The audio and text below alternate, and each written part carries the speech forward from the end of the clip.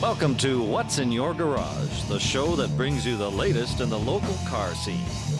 In this episode, come with us as we meet members of Regina's V-Dub Club at their summer show and shine and relive those days of the Love Bug.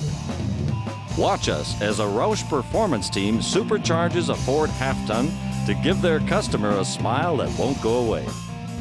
Listen in as we talk to a real NASCAR team member as he tells us all about NASCAR racing and shows us his car. Meet one of Regina's most accomplished hot rodders as he tells a little bit about the history of hot rod clubs in Regina at this year's Majestics 2006 car show. Finally, come with us as we explore the garage of one of Regina's oldest hot rod clubs and meet some of the club members as they share some of their stories.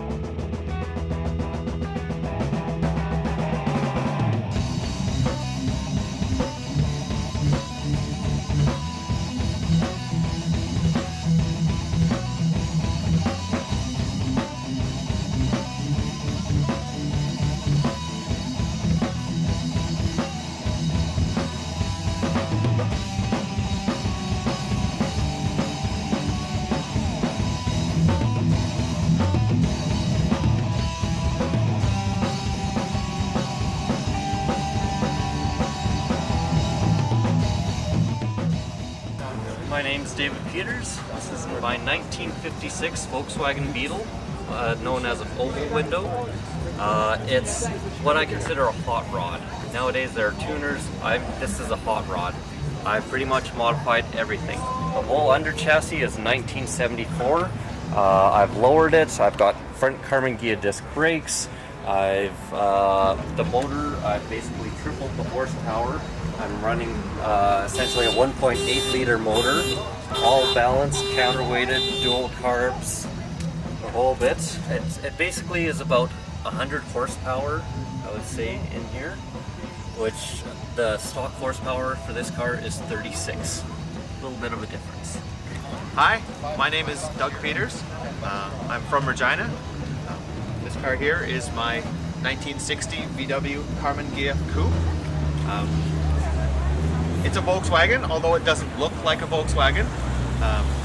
VW marketing decided that they needed something sporty and sleek looking and get budget minded. And so they contracted the design studio of Ghia in Italy, and they had the coach builder in Germany called Karmann Coachworks produce the bodies. The Ghia is reminiscent of some early Porsche styling. It had sleek lines, low slung body. It still has a flat forward air-cooled engine used in Volkswagens and early Porsches. It's a very mechanical car, very simple, carbureted.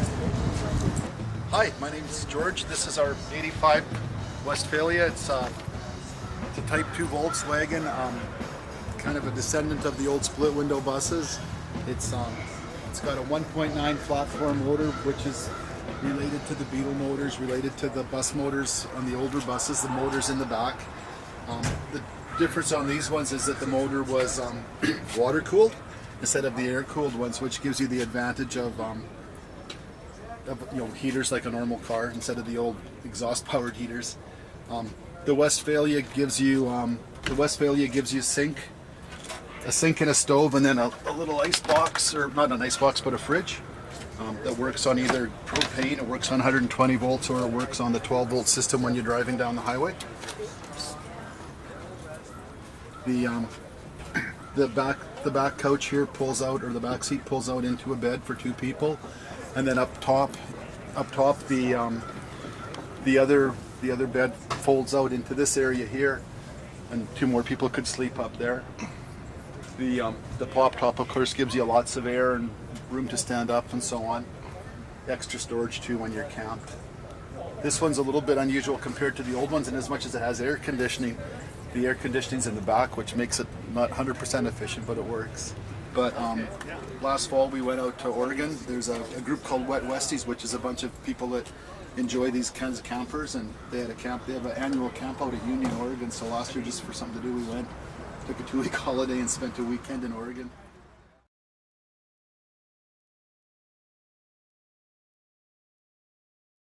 So I put a call into Roush, and hopefully if they're not gone for the day, I can get them to FedEx those gaskets that were missing out of the kit. We get this thing together and buttoned up, be able to start it out. The PCM did arrive, so it's ready to go in. We're all set for the PCM, so we just have to do final assembly and we're ready to go. We need those gaskets, and it won't take long after they're here. So what are we doing here now? Just torquing the last bolt on the fuel rail. We got the intake on, fuel rail on, all the connectors are in. Next step is put the supercharger on. Well, I need those gaskets because the supercharger goes on next, the alternator, the belt, and then I can put the belt drive for the supercharger on. So everything hinges on the supercharger installation? Yeah, it's next. It needs to go on next. It'd be nice. I knew we should have ordered some, kept them in stock. We're back with our supercharger build. We're just doing our final assembly. We'll come on over to the truck and I'll show you what we've done so far. We have our supercharger mounted, we have our throttle body mounted, we have our tensioner, and we have our adapter plate so we can have our tensioner for the belt and the drive for the supercharger itself. We're just getting ready to install the air intake and the cold air filter. After that, we'll install our PCM and we should be able to fire this up and see how it sounds. We're just getting ready to put on our cold air intake.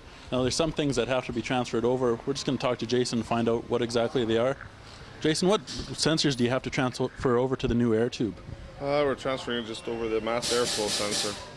Any other connections to that? Just a PCV line, nothing too serious. So it's pretty much ready to go on then? You betcha. Great.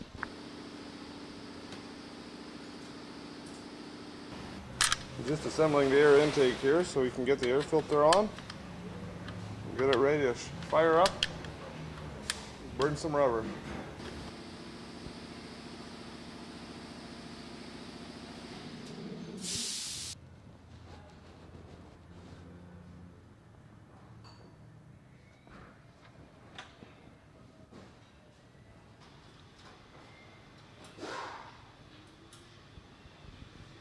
We're installing our cold air box right now. What this does is prevents heat from the motor from entering the air filter.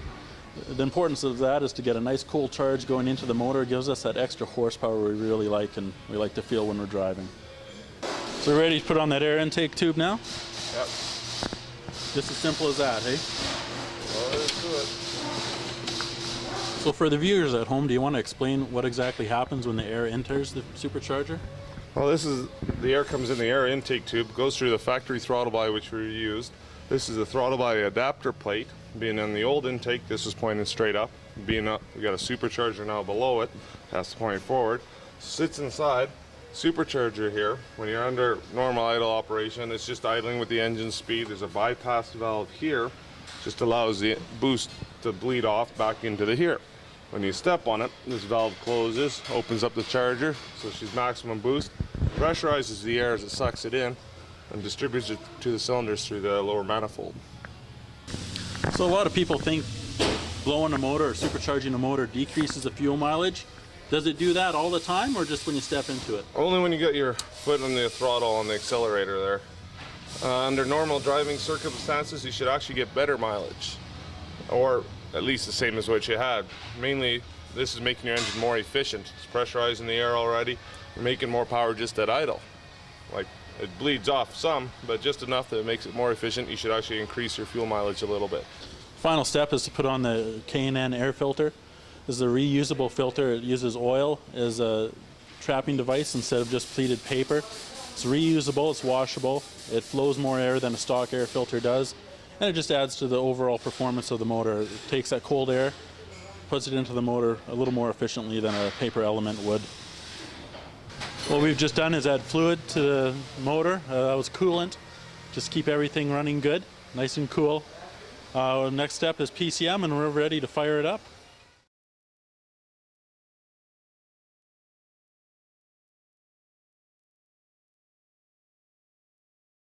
Hi, it's Bob Friedrich here with the 2006 Regina Auto Show, and we're with Ken Pruitt, and he's going to tell us a little bit about this. Is it a NASCAR racing car that we've got here, Ken? It's a Nextel Cup racing car, yes. A Nextel? Nextel? Nextel? Nextel Cup. Oh. Yeah, it's a racing car. It's the number 24 Jeff Gordon Nextel Cup car.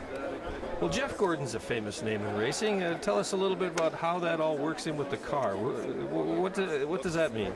Well, Jeff Gordon drives the number 24 DuPont race car, and DuPont is sponsoring the car to be here for this event. And I brought the car so everybody could see it, and a lot of people in Canada have never been up this close to a Nextel race car before, and they learn stuff that they've never known about the race car, such as how you get the wheels on and how they dump the fuel in, and they can do a 4-tire change and put 22-gallon of fuel in the car in about 14 seconds, and the car will be gone. You were telling me earlier, Ken, that you've done a little bit of work in the pits yourself in this. Tell us a little bit about what that feels like. Well, it's very close in the pits, and you kind of have to watch your back. So. Tell us about how many horsepower would this car have? Do you have any idea? This car has between 600 and 700 horsepower. Holy smokes, and you're reaching speeds of somewhere around 200 miles per hour? 200 miles an hour, and a lot of people don't realize these cars are the old school stuff. It's got one 4-barrel carburetor, naturally aspirated, no computer technology on it. It's got a lot of computer technology, but we can't use computers on the car during the race. Whenever we go test, we do use computers to help us in the setups and stuff. So that's part of the NASCAR sort of formula for racing, is it, that the car has to have a sort of a profile, and do you talk about sort of old school profile, a naturally aspirated carburetor and that kind of thing? Is that what they do at NASCAR? Well, they do a lot of stuff at NASCAR. Their most concern is a safety feature. The first of all is the safety of the drivers and the fans. Mm-hmm. The fans is number one safety feature, and the drivers is second. And they implemented like fuel cells on the cars. NASCAR started out in 1949. Sort of stock car racing. Everything on the car had to be stock. And through the years, it's evolved now to what it is. The car has to be built a certain way for each manufacturer. We have the Chevrolets, the Fords, the Dodges, and I understand that Toyota's coming into Nextel racing next year. Into NASCAR racing? Oh, the Japanese are going to enter. So what is the homespun American crowd going to do about that? I guess you have to put up with it. I thought you were going to say we're going to whip their butt. Oh, well, I hope so. But they're already in the trucks. You know, they're racing trucks. That's true. Yeah, that's and true. they'll come into the car part of it also. Maybe we could just back up and have a look at the car. You could just tell us a little bit about the car as we look through here. Just have a look. The car has one seat in it. It's just for the driver. And the way you get it, it has no doors. Everything's solid on the car. If the car crashes or happens to be involved in an accident, they don't want parts and doors flying open and stuff like that. To get into the car, you have to take the steering wheel off. And you can get into the car and sit down, and of course you can see the cockpit in here if you want to get a shot of the cockpit.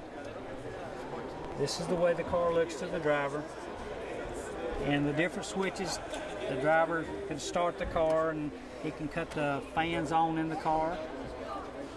He can cut his air conditioning system on. They got air conditioning in there? Well, it's not actually air conditioning, but it is an air conditioning system they use. Okay. They pump air into their helmet and neck area. Okay. When it's so it's air flowing through from the front of the car into them? Or no, they run it through the window, and they run it through dry ice, and it's got a fan on the other side, and it keeps their head and neck area about 10 to 15 degrees cooler in their helmet and in their head and neck area, and it tricks the body into thinking they're cool.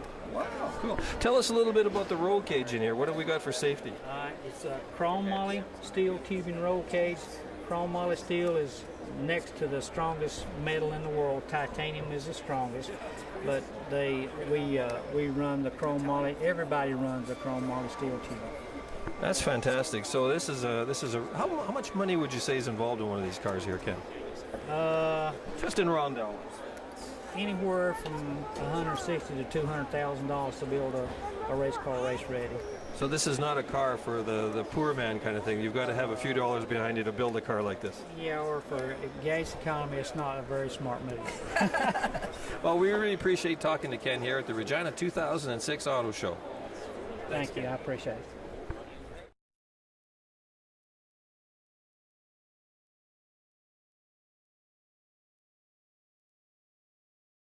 We're at the 2000 Majestics Car Show here, and we're with Alan. He's sort of got a little bit of history in some of the early car clubs in the 50s and 60s in Regina, and also he's an enthusiast who's got a car here at the Majestics himself.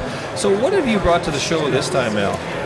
This year we've got our 1940 Ford Deluxe Coupe. It was finished this winter, and it's kind of the inaugural showing of it, first time out. You've driven some cars of yours. You built it. How many hot rods have you built in your history with building hot rods? This will be my 39th car. 39 cars. So you kind of have a hang of it a little bit. You're sort of the Boyd Coddington of Regina then. No, not at all. Just have a love of old cars, and I've always had that since I was a boy, and it's something you never lose. It's a love affair. So tell me, what's it been like for you for the last couple of days here, just getting ready for the show? Tell me what's been going on in your life a little bit. Well, we've done a lot of pre-work and polishing and cleaning, and a lot of just detail work. Yesterday was to bring the cars in and do the final waxing, cleaning, and get your displays together. Got some friends here also? Got some friends here. We've helped them, and they've helped me. And so we were here last night from 3 till about 11:30. Back here this morning at 6 o'clock to get the car opened up and put together, and then started to judge here as well. So what part of the judging do you do, Al? I'm judging interiors. I have judged interiors here for about 15 years. So what are you looking for in an interior? What kind of catches your eye? Well, it's not so much the catching of the eye, but we're looking for the quality, we're looking for the detail work and how fine of a job it was done, and the creativity. There's a judging sheet that covers about 30 or 40 different areas, and plus judge's discretion.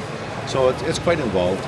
Well, so you're showing cars and you're judging and you're building cars. This is you say your 39th car? Yes, sir. How did you get all the time to do that? And does your wife still live with you? Yes, my wife still lives with me, and it's just been a love affair with the car since I was 12 years old. And we've just continually built and helped build with our friends, and it's just been an ongoing love affair. When you have this in your blood, it's a sickness. But my wife also knows where I am every night, so it's not like I'm in the bar or chasing around. She just has to see if the lights are in the garage and Al's in the garage. She's got an intercom, and she knows exactly where I am. So, but it's my release. A lot of people have different releases, and this is my release. It is a love affair, and it's something that you can show after you've finished. A lot of people play golf, and what do they got to show for it? They've got to score. well, here I can drive this and enjoy this. Now, when I was over at your shop one time, I noticed that you had a few pictured framed jackets of some of the early car clubs in town here. Can you tell me a little bit about some of them a little bit, Al? Well, I collect a little bit of memorabilia, and one of my prizes is a car club jacket from the Thunderado Car Club, which I believe was the first car club in town, and the jacket dates back to 1957. So what, do you remember the Thunderados at all as a kid, or did you just heard about them, or how did you sort of come to know about them existing here in Regina? I actually knew one of the club members when I was 12 years old. He lived down the block from us and had a real pretty 1932 Ford that I was in love with. And that's how I knew of the automobile and the car club. And when he sold the car, he actually gave me one of the original Thunderado license plates, which was custom cast for them. And That would have been a big thing back in those days. It was, and I still have that plate to this day, framed underneath the jacket in my office. Very nice. Well, thanks for doing this interview with us, Al. We appreciate it. Thank you very much. You bet. Bye-bye.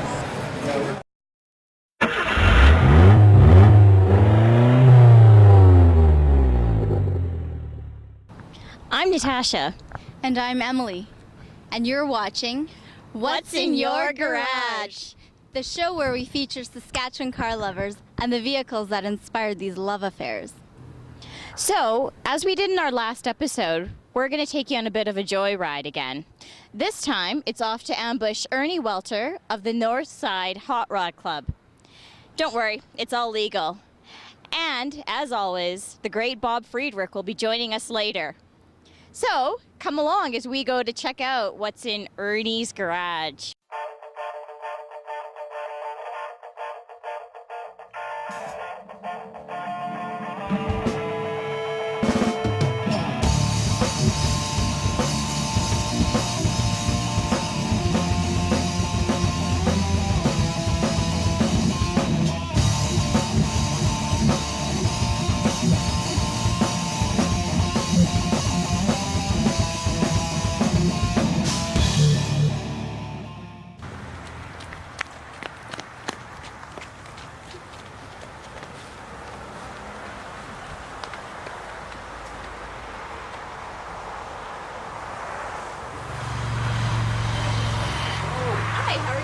Good.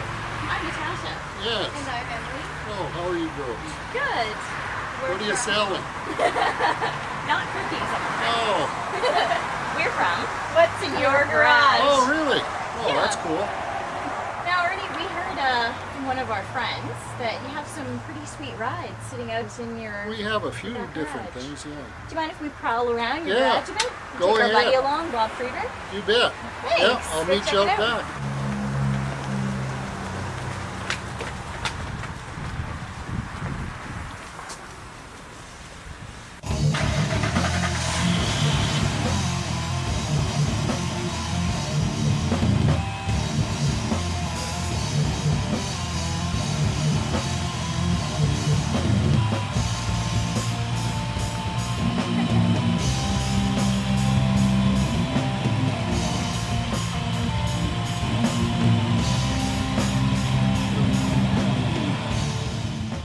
Hi, it's Bob Friedrich here with What's in Your Garage, and I have with me Ernie Welter from the, what's the name of the club? It's a Northside Hot Rod, tell us. Northside Street Rods. Northside Street Rods, okay, and we've got 3 cars with us today, and Ernie's going to show us a little bit about what his car is all about. Okay, it's a 1932 Ford 3-window coupe, commonly known or made famous by the Beach Boys in Little Deuce Coupe song. This is it. It's all steel car. It has a 95 Ford 5-liter Mustang engine and automatic overdrive transmission, custom-built chassis. We did pretty much everything on it ourselves. So Looks like a wonderful car. How long have you been working on this car, Ernie? we had this car in the works for about 4 years, and we've had it on the road now for four summers. So it looks like you probably had a lot of fun with this car. Have you taken trips with it? Have you gone anywhere with it at all, Ernie? Oh yes, we've taken it down to California, all up the West Coast, Oregon, Washington, through there. It's into Montana. Last year it was in BC for quite a bit.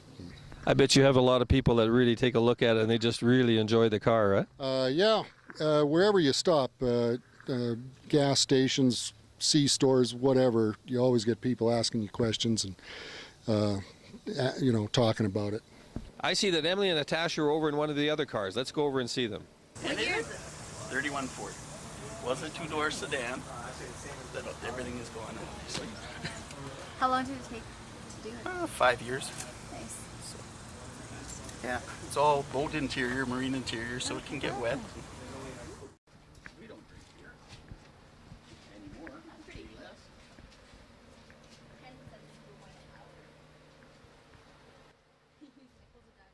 So what do you think, Ernie? Have you guys been having fun? This is where you do your therapy here, actually, in this garage, isn't it? Every Thursday? That's correct, yeah. Now, what does therapy consist of? A lot of telling lies and stories and just generally kicking back. And you find out that's kind of helpful, and actually when you're building cars and you're getting involved in all kinds of things? Yeah, we discuss which event we're going to and what event we're at and who's building what, and who can help out building another guy's car or whatever. Sounds good. What have we got behind us here, Ernie? I'll let Brent take over. It's his car. I started this car 2 years ago. It's a 1928 Ford Model A sedan. Sorry, it's completely custom built right from the ground up. Everything I've built myself. So tell me, what have you got in for an engine there? I noticed that there's 1, 2, 3, 4. Is it 5 carburetors? Yeah, 5 carburetors. Custom built intake on a 1967 overhead cam 6 from a Pontiac Firebird. So I see there's a tank in the back there. That's not a nitrous tank, is it? No, that's the fuel tank. Okay, cool. Now, what was the frame? What did you do with the frame? Did you actually make that frame yourself? Yes, the frame is made out of 2x3, 3/16 wall tubing, and it was all custom drawn in AutoCAD. I work as a draftsman by trade. It has a T5 5-speed transmission adapted to it. It has a 9-inch Ford rear end with 380 gears and Detroit Locker posi traction unit. Front axle is a 37 Ford axle, dropped 3 inches. Well, that concludes yet another episode of What's in Your Garage. Thanks for joining us on What's in Your Garage. Thank you, Ernie. Thanks for coming over. You bet. Thanks, guys. Nice meeting you. Appreciate it.